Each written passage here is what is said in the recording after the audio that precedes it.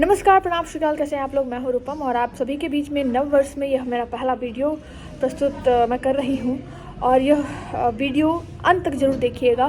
यह वीडियो सिर्फ और सिर्फ अवेयरनेस को लेकर है। गुड फेथ में आप सभी के बीच में मैं ये वीडियो प्रस्तुत कर रही हूं और टॉपिक है बीपीएससी आंदोलन।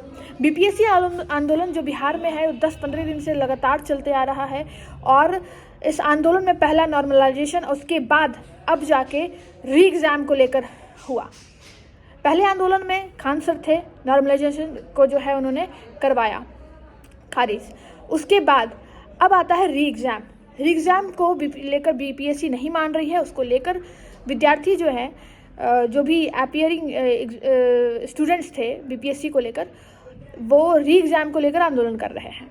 उस आंदोलन को मैं सराहनीय करती हूँ, मैं उसका सम्मान करती हूँ, क्योंकि आंदोलन करना हमारा लोकतांत्रिक अधिकार, फंडामेंटल राइट है। इसको करने से हमें कोई रोक नहीं सकता। बस रीजन सोशल काउज होना चाहिए।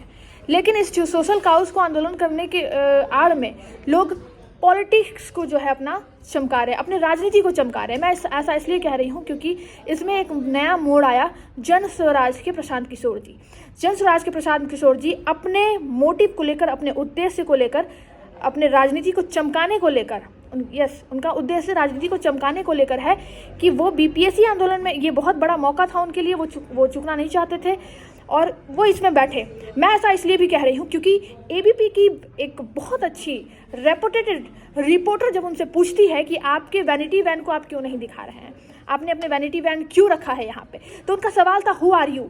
तो मैं जवाब देती हूँ वो पत्रकार हैं और पत्रकार को आज़ादी है विथ रीजनेबल रिस्ट्रिक्शन। लेकिन उन्होंने ऐसा कुछ भी नहीं कहा। उन्होंने जनता को दिखाया कि आपसे मैं सवाल कर रही हूँ और आप यहाँ पे वैनिटी वैन लाए हो, क्यों लाए हो। तो वो बोलते हैं कि आप कौन हो, मैं अगर शौच जाऊँगा तो वो भी दिखाऊँगा, अगर आप आंदोलन कर रहे हो तो वहाँ पे और भी लोग हैं, सारे लोग वैनिटी वैन क्यों नहीं लेकर आए। शौच तो सारे लोग जाते हैं, ये नेचुरल है, सारे लोग जाएंगे।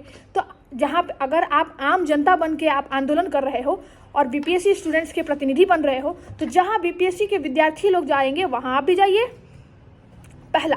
दूसरा सवाल, जब आपसे कुछ स्टूडेंट्स बोलते हैं, आपसे कुछ बहस होती है तो आप बोलते हैं कि तू हमसे कंबल मांगा। आप प्रतिनिधि हैं, आप नेता हैं और आप वही बनकर वहाँ पे नेता प्रतिनिधि बनकर वहाँ पे स्टूडेंट्स के लिए आए थे, तो आपसे उन विद्यार्थियों का हक है कि उनसे आपसे मांगे कंबल।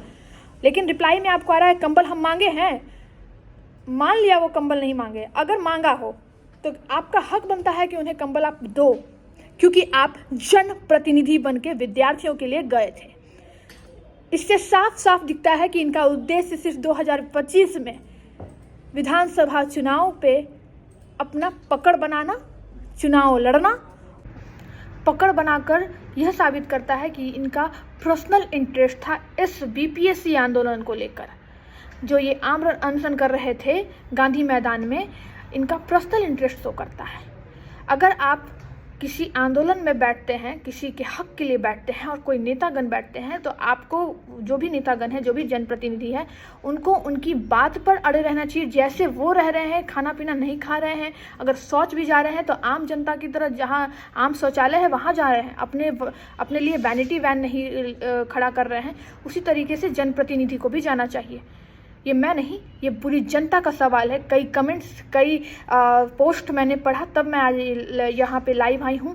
और जो जनप्रतिनिधि बनकर गए थे जन स्वराज के प्रशांत किशोर जी, अभी उन पे एफआईआर हुआ है और बेल भी फाइल हुआ।